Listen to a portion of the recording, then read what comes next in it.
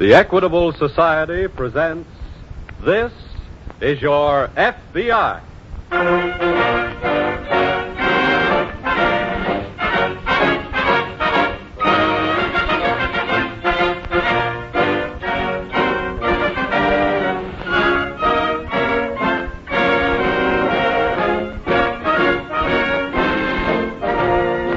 This is Your FBI, an official broadcast from the files of the Federal Bureau of Investigation, presented as a public service by the Equitable Life Assurance Society of the United States.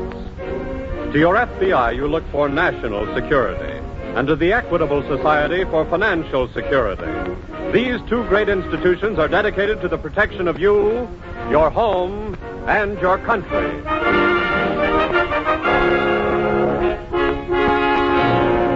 Tonight's file, murder.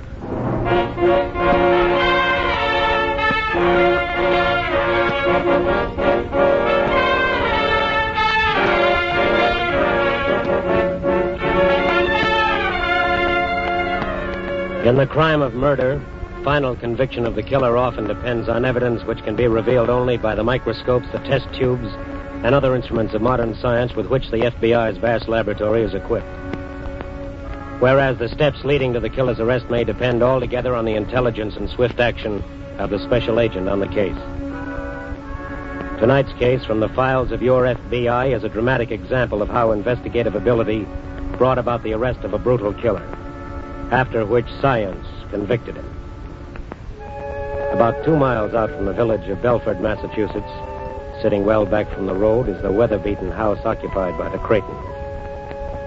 Although a sign on the roadside mailbox reads, "Tourists accommodated," Effie Creighton, a kindly little gray-haired woman nearing 70, and her granddaughter Lynn are alone most of the time, as they were one rainy Saturday night in the early fall. In the living room, Effie sits in her rocker before the fire, knitting. Lynn is at the piano, while Blackie, a Scotty, stretches indifferently before the fireplace. Lynn, my dear, couldn't you play something just a little more cheerful? It's not a very cheerful night, Nanny. It feels cold and clammy, like the touch of death. Oh, gracious. Well, what kind of talk is that? Sometimes rain is warm and friendly, but tonight it's stealthy, like death. Oh, Blackie. Blackie, must you be that way, too? Blackie also feels the night. It's that ghostly music affecting him. Now, be quiet, Blackie.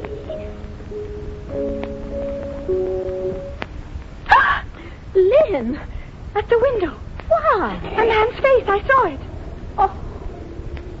It's gone now. Lynn, you've just worked yourself into a state with that graveyard music. No, Nanny, I swear it. I saw a man's face at the window, and Blackie saw it, too. Blackie. Blackie, hush, I say. Oh, Lynn, you've got him all worked up, too. But I tell you, I did see a man's face. Nonsense. Land's sake. The both of you are another... Nanny, I told you. It's just somebody at the door. It's whoever was looking in the window. Fix, go see who it is. No. Well, then I'll go myself. It's probably a traveler just wanting to spend the night. Please, Nanny, don't let him in. Nanny! Blackie, hush that up. I don't see anyone here. Oh. I'm sorry if I frightened you. Oh, it's my old eyes, young man. They just didn't see you right away, standing there in the dark. What do you want? Well, I saw your tourist sign. I've come to try to engage a room. Oh, then come in. Come in. Thanks. Hush, Blackie. You mustn't mind him, young man. Oh, that's all right. You know, I feel that way about strangers sometimes myself. Oh, hello. Hello. What's the matter? Why are you looking at me that way? You were looking in the window a while ago, weren't you? Yes? Why did you do that? Oh, well, please forgive me. You know, I guess that I've seen too many of these horror movies. You know, this house kind of made me think of one of those mystery houses where the mad doctor, he carves up his guests. Oh, good gracious. Yes, that's why I looked in the window, really. Yes, but when I saw a sweet little old lady and a charming young girl... Ah, but we might be just a blind for that mad doctor, you know. I'll take the risk. Well, I've already put my car in your garage, but I'll have to go out and get my bag. Oh, surely, go ahead. What on earth is the matter with you, Blackie? Maybe Blackie senses something we don't. Nonsense. Why, he's a very nice young man. I disagree with you, Granny. Here he comes. Say, that rain seems to be a bit wet, isn't it? You get right out of those wet clothes, young man, and I'll scare you up a bite of supper and some hot coffee. Thanks. That'll be awfully nice of you. Get away from that suitcase. I'm sorry. Blackie, now you go on into the living room. Go. What's your name? Oh, I'm sorry. It's Smith. Harold Smith. Well, I'm Effie Creighton. Uh-huh. And this is my granddaughter, Lynn. Oh, hello. How do you do? Will you just be here for the night? No, well, I might be here longer. That is, if I may. Oh, you can stay just as long as you like. Good. I'd like to make a request. Oh, what's that? You see, I didn't tell anyone where I was going, and Yes? I just wanted to be alone for a few days. Body just has to do that now and again, I guess. But suppose somebody should happen to inquire of us about you. What shall we tell them? I said nobody knows I'm here. Well, even if they do ask Lynn, we don't have to tell them Mr. Smith is here. Now, it's just you don't worry, young man. We won't say a word to a soul. Thank you.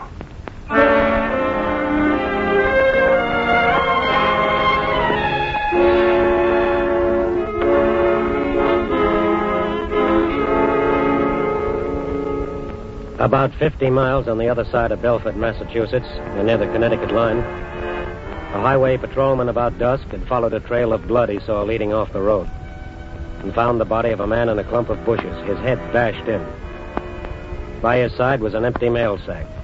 The man was identified by papers in his pocket as a Connecticut rural mail carrier. Obviously, he had been murdered and his mail and car stolen. And since a state line had been crossed, it was a case for the FBI. And now, with the aid of flashlights, Special Agent Rickard of the FBI is going over the scene with the highway patrolman. Here's the body, Mr. Rickard. That's not a very pleasant sight. Whoever did it was a little on the fiendish side, I'd say. Yeah. One blow would have been enough. Probably used a piece of lead or iron pipe. Well, I'll have to get a plastic cast of the wound. Here's the mail sack. It's empty. Oh, I'll take that with me. Could be some of the killer's fingerprints on it. I don't quite figure his motive. He seems to have been badly in need of a car. What about the mail? Oh, just took that along, I guess, in case there was anything of value in it. If he only wanted a car, he could have stolen one with a lot less trouble. Now, to the man who did this kind of a job, killing is no trouble. It's a sadistic pleasure. Yeah. Well, you said you wanted me to help you make some plaster casts of the killer's footprints and those tire tracks up there at the road. Yeah. Let's get up there. And I guess you'll want to arrange to get the body down to the morgue. Okay. Here's the spot where he dragged the body under this barbed wire fence. Mm-hmm. Well, he seems to have left us another little clue. Look. Caught on this barb. Yeah. A tiny piece of cloth of some kind. Mm-hmm. Looks brown to me. Mail carrier wasn't wearing anything of that color. The killer must have snagged his own coat or breeches. Well, I'll take it along to the lab. Let's make those casts now. We got to get a line on this killer fast. There's no telling when or why he'll murder someone else.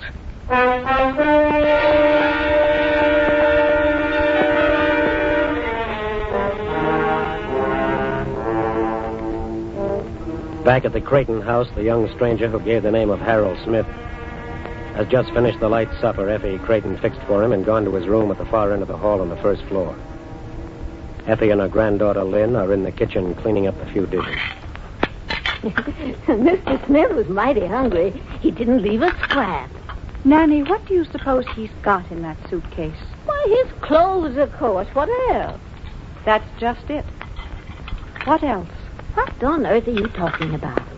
You saw the way Blackie acted when he smelled the suitcase. Land's sake, Lynn, that imagination of yours... Blackie wasn't imagining. He smelled something wrong. Lynn, I'm going to sell that piano if you don't stop playing spooky music and getting yourself all worked up like this. Nanny, I don't like the idea of us being alone in the house with that man. Oh, you want me to turn him out in the rain, I suppose. No. But I can get Uncle Will to come over and spend the night with us. Lynn, he's a nice young man. I'm going to call Uncle Will. He'll laugh at you. But he'll come over. He'd go anywhere if Aunt Sarah let him out of the house. Yeah. I'll get him over. Don't worry.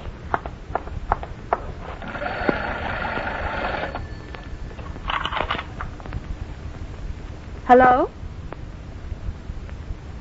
Hello? Operator? Operator? The phone is dead, Nanny. Dead? Nonsense, Lynn. I said the phone is dead. Well, what on earth could have happened to it? I think I know.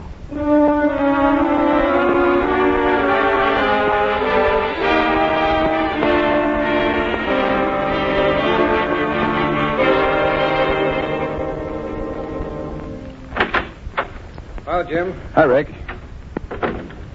I got a new lead while you were out. Oh, what's it? The postal inspector cooperating on the case called in from Benning, Connecticut.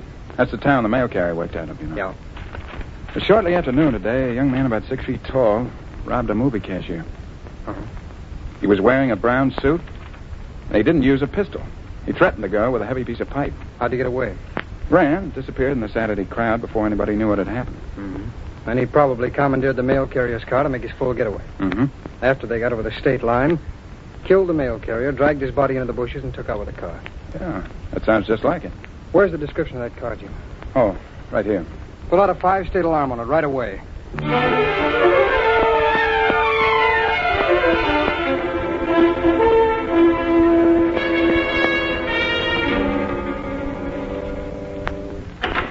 Nanny!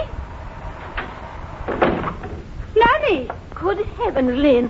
Have you been out in all that rain? Yes. Why? I've checked the phone wires on the side of the house. They've been cut. Good. He did it, Nanny. I know he did. But why? For all the reasons that I... Here he comes.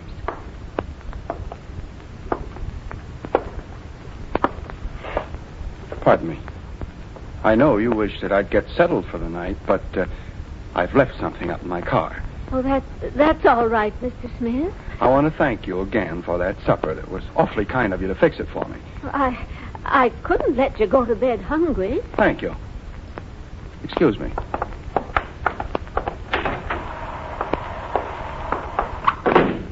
Come on, Nanny, quick. Where? I'm going to look in that suitcase. Oh, but he'll be right back. Come on. Oh, if he comes back and catches There's us... the suitcase. I'm going to find out what's in it. That's got it. Well, It's full of letters. yes. Look, Nanny. All of them are addressed to people in Connecticut. And... Wait. What is it? There's something heavy under the letters. It feels like a piece of pipe or something. Nanny, look. There's blood on that piece of pipe. Yes. That's blood.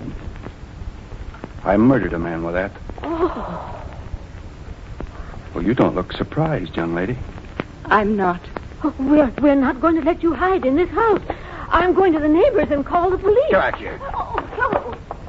Listen, you, young lady, you pick that up and put it back where you got it. Oh. I said pick it up. Now, until I'm ready to leave here, I'm running this house. See, and you'll both do exactly as I say, or I'll kill you.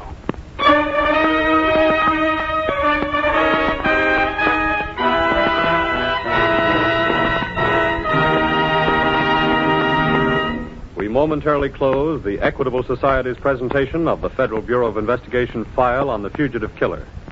We will return to this case in just a moment.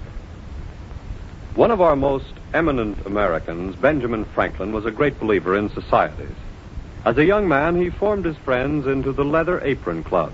Later, he organized the first circulating library in America and the first fire company in Philadelphia. And in 1743, he founded the American Philosophical Society. From that day to this, Americans have recognized that the best way to get things done is to get together, to cooperate.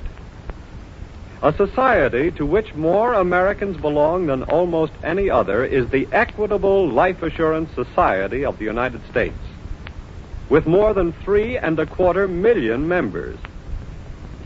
Now, the purpose of the Equitable Society is security, financial security for its members and their families. Equitable members know that their society is something more than a great organization in which they have insured their lives or provided security for their old age.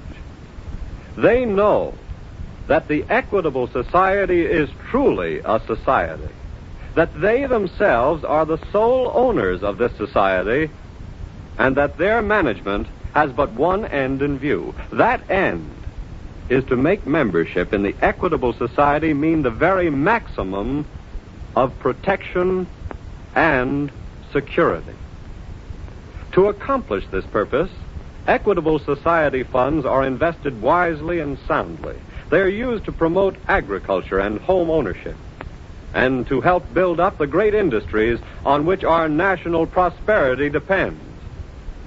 And so, by serving its members, the Equitable Society serves America.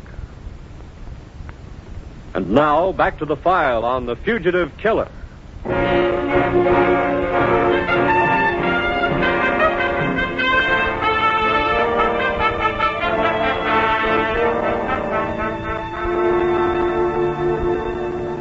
Instruments of modern science can only aid in identifying and convicting a criminal.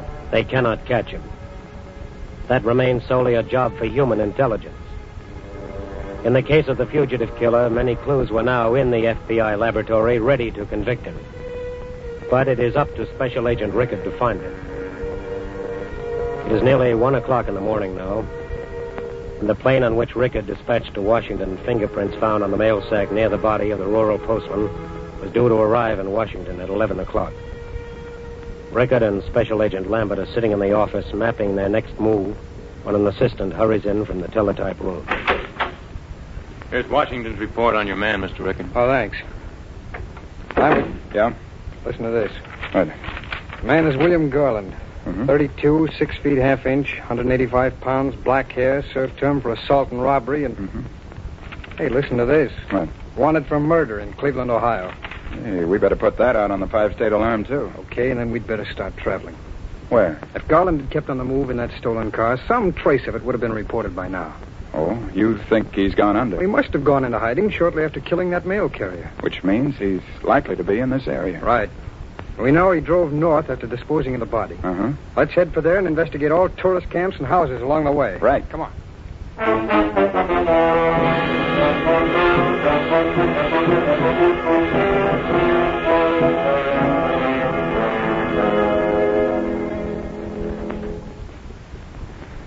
Well, this is really quite a cozy picture, Miss Creighton. Your grandmother dozing in her rocker by the fire. So peaceful. It helps me to think. You see, I'm trying to figure out how to keep from killing you. Why? Well, there might be a better use for you if... That's a car entering your driveway, isn't it? Yes. Well, just a minute. You sit down. Whoever it is has seen the light on. Here, I'll answer it. You stay where you are.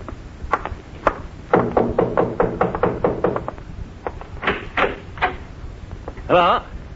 Yes? Well, awfully sorry to bother you this time of night, brother. Always hate to be bothered myself this What late. do you want? Well, I saw your sign on the mailbox down at the road, and, well, I'd like to take on a bit of shut-eye if it's okay. I'm terribly sorry to have to turn you down. What's the matter? Full up? No, it's not that. We should have taken that sign down. There's sickness in the house. Oh, gee, I'm sorry. say I hope I haven't disturbed whoever sick. Oh, you haven't? Well, I'll push into Belford and try my luck there. Thanks anyway. I hope they get better. Yes, thank you, sir. Good night. I'm sorry I had to turn that gentleman away, but, well, you understand. Yes. Now, I think I've figured out what to do with you, good people. We're going to take a little trip. What do you mean? Well, I can't stay here forever, and I can't leave without you very well. You could kill us. Yes, but I found a better use for you.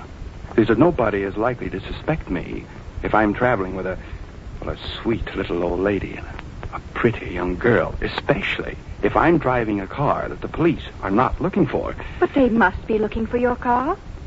They're not looking for yours, and that's the one we'll be traveling in.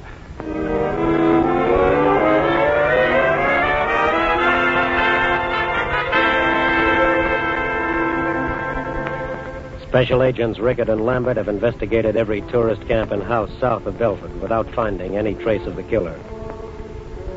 They have just stopped at an all-night lunchroom in Belford for coffee. Here you are, gent. Thanks. Oh, by the way, waiter, Yes, sir. you know of any good tourist camp or house that's north of here? Yes, sir. You ain't far from a good one right now. Oh? Just a couple of miles up the road, the Creighton House. Hey, did you thanks. say the Creighton House? Yes, sir. Pardon me for butting in, fellas, but I was just there myself and got it turned down. Oh? Oh, yeah, the fellow that came to the door said there was sickness in the house. Oh, I see. Did you say the fella that come to the door? Oh, yeah. You must be talking about another house. There ain't no man lives at the Creighton House. Just an old lady and her granddaughter.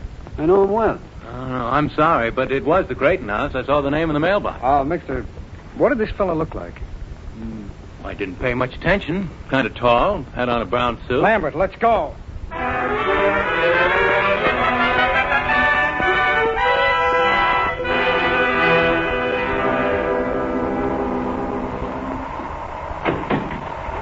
Here, now, I'll let you both ride up in the front seat with me. All right, come on.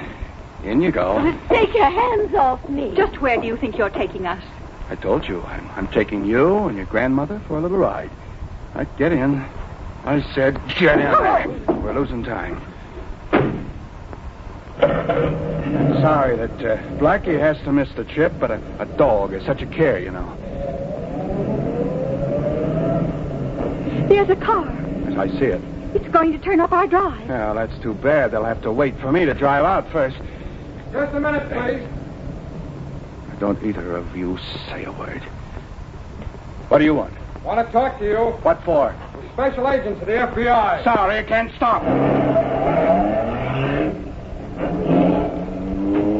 Okay, Lambert. After him.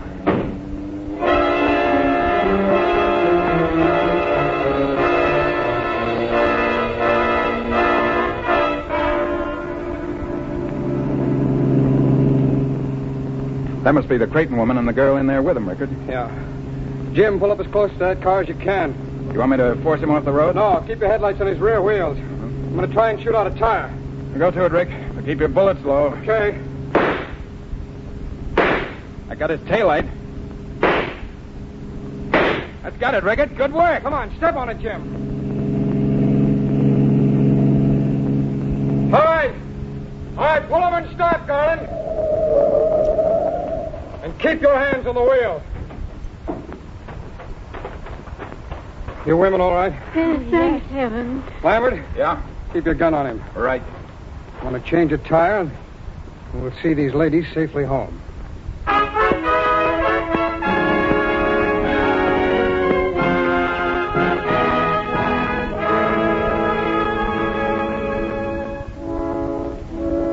The FBI does not make an arrest unless it has sufficient evidence to warrant the arrest.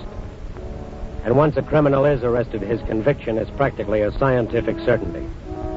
For through your representatives in Congress, you have provided your FBI with a means for establishment of one of the most modern laboratories in the world designed for criminal detection.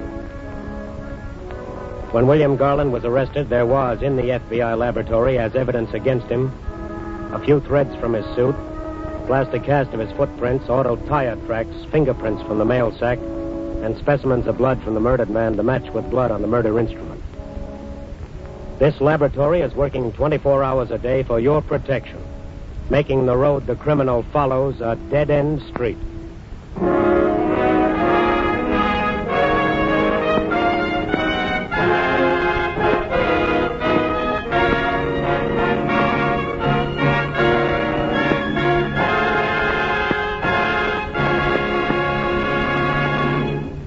You'll hear about the disposition of this case in just a minute.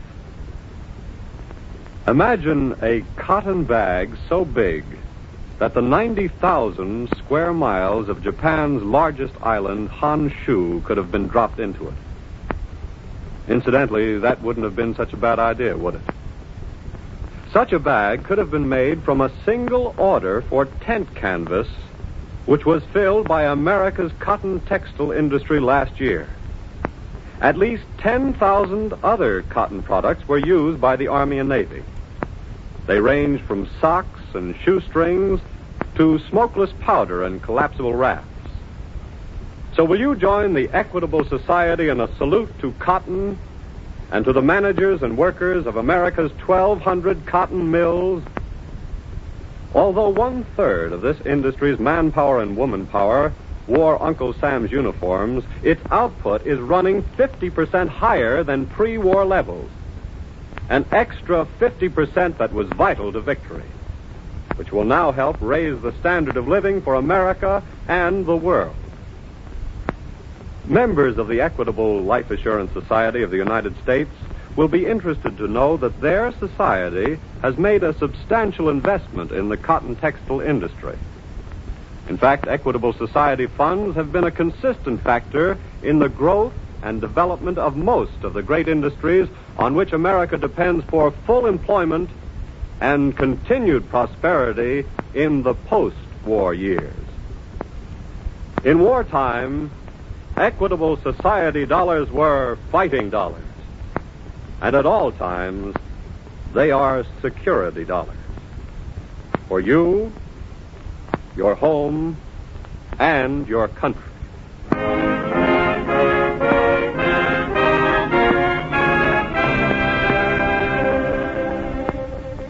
William Garland was turned over to local police. He was tried and convicted on the charge of first-degree murder.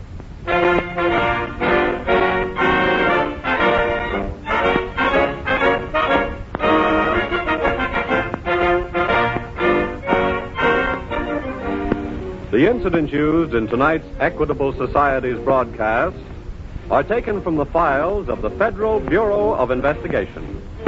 However, all names used are fictitious, and any similarity thereof to the names of persons living or dead is accidental. Programs in this series of particular interest to servicemen and women are broadcast overseas through the worldwide facilities of the Armed Forces Radio Service. Tonight, the music was under the direction of Frederick Steiner. The author was Frank Ferries. Your narrator was Frank Lovejoy. This is Your FBI is a Jerry Devine production. And now, this is Carl Frank speaking for the Equitable Life Assurance Society of the United States and inviting you to tune in again next week at this same time for This is Your FBI.